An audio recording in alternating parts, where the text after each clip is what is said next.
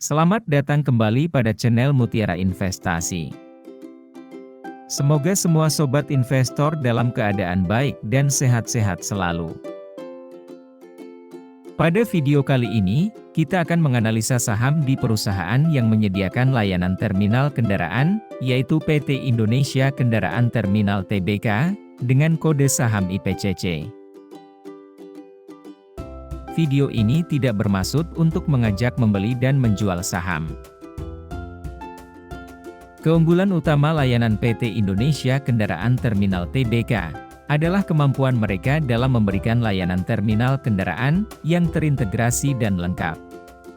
IPCC menyediakan berbagai layanan terminal kendaraan, mulai dari penerimaan kendaraan, penyimpanan, pengamanan, hingga pengiriman kendaraan ke tujuan akhir.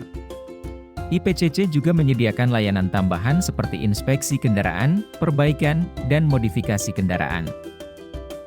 Dengan menyediakan layanan yang terintegrasi dan lengkap, IPCC dapat membantu pelanggan untuk mengelola seluruh proses pengiriman kendaraan dengan lebih mudah dan efisien.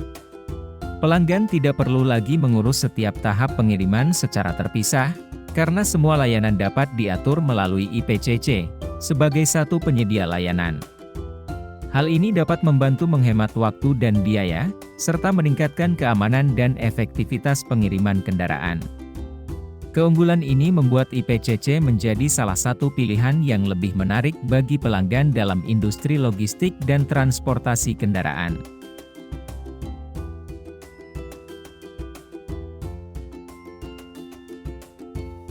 Dari data keterbukaan informasi, porsi kepemilikan saham IPCC terdiri dari PT Pelindo Multi Terminal sebagai pengendali, memiliki sebanyak 71,28%. Masyarakat lainnya, memiliki sebesar 22,44%. PT Pelabuhan Indonesia Investama, memiliki sebesar 5,54%. PT Multi Terminal Indonesia, memiliki sebesar 0,74%. Dan karyawan, program ESA, sebesar 0,02%. Selain itu, tidak ada direksi dan komisaris yang tercatat memiliki saham IPCC. Dari porsi saham IPCC yang beredar di masyarakat, kita bagi menjadi 3 besar kelompok investor berdasarkan porsi kepemilikannya, yaitu investor asing di awal 2022 memiliki sebanyak 8,7% dan di akhir Desember menjadi 10,5%, naik sebanyak 1,8% porsinya. Kemudian, investor institusi di awal 2022 memiliki sebanyak 31,8% dan di akhir Desember menjadi 27,6%, turun sebanyak 4,2% porsinya. Investor retail di awal 2022 memiliki sebanyak 59,5% dan di akhir Desember menjadi 61,9%, naik sebanyak 2,4% porsinya. Jadi, pada tahun 2022 lalu, mayoritas saham memang sudah dimiliki oleh investor retail, dan investor institusi masih melakukan distribusi dan asing hanya bertambah 1,8% saja. Nah, pada bulan Januari 2023 ini, porsi investor asing sebesar 9,6%, institusi sebanyak 27,2% dan retail menjadi 63,2%. Ini artinya investor institusi dan investor asing masih melakukan distribusi. Lanjut ke harga histori selama 5 tahun terakhir. Harga saham IPCC mempunyai rasio kenaikan terbaik di bulan Mei dan November, dengan rasio probabilitas kenaikan 75%. Dan pada bulan September mempunyai rasio kenaikan yang paling rendah, dengan rasio probabilitas kenaikan 0%. Pada bulan lainnya mempunyai rasio kenaikan yang cukup buruk yaitu, rata-rata antara 25% hingga 50% saja. Jadi selama 5 tahun terakhir terlihat pergerakan harga saham IPCC, secara umum masih mengalami tekanan ke bawah. Sebelum lanjut, bagi sobat setia penonton Mutiara Investasi, silahkan tulis di kolom komentar, apabila ada saham yang ingin dianalisa, dan dibahas untuk dibuatkan video selanjutnya. Mari kita lanjutkan.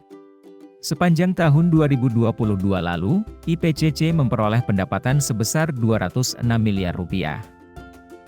Hingga kuartal 3 tahun 2022, sudah lebih besar dari total pendapatan di tahun 2021, yaitu hanya sebesar 169 miliar saja. Kemudian kita lanjut ke laba bersih. Di kuartal 3 tahun 2022, laba bersih IPCC sebesar 63 miliar rupiah, sudah lebih besar dari laba di tahun 2021, yaitu sebesar 43 miliar rupiah saja. Jadi perlu kita tunggu laporan keuangan di kuartal 4 tahun 2022, meskipun pendapatannya meningkat, namun laba bersih yang dihasilkan IPCC masih bisa mengalami peningkatan lagi, setelah kembali pulihnya ekonomi, dan akses pengiriman barang sudah mulai normal kembali di tahun 2022 lalu. Dari laba yang dihasilkan IPCC di tahun 2022 lalu, semoga saja dividen akan tetap dibagikan pada tahun 2023 ini. Sesuai dengan data histori dari tahun 2019 sampai sekarang, IPCC tidak rutin membagikan dividen tiap tahunnya. Pada tahun lalu dividen dibagikan pada bulan Juli sebanyak Rp32 dan bulan Desember sebanyak Rp12 per lembar saham, meskipun dividen yang dibagikan tidak terlalu besar, namun cukup untuk menghibur investor retail yang masih nyangkut. Nah, dari analisa video ini bisa kita simpulkan. Saham IPCC dengan pulihnya ekonomi dan kembali normalnya akses pengiriman, semoga saja ada investor asing, atau investor institusi berhenti distribusi saham, dan kembali membeli sahamnya, sehingga harga saham IPCC bisa pulih kembali ke harga seribuan. Bagi kawan-kawan yang punya informasi lebih banyak, serta pengalaman di saham IPCC, bisa tulis di kolom komentar. Demikian analisa dan review pada video ini. Semoga informasi video ini bermanfaat dan bisa membantu investasimu. Sampai jumpa di video selanjutnya.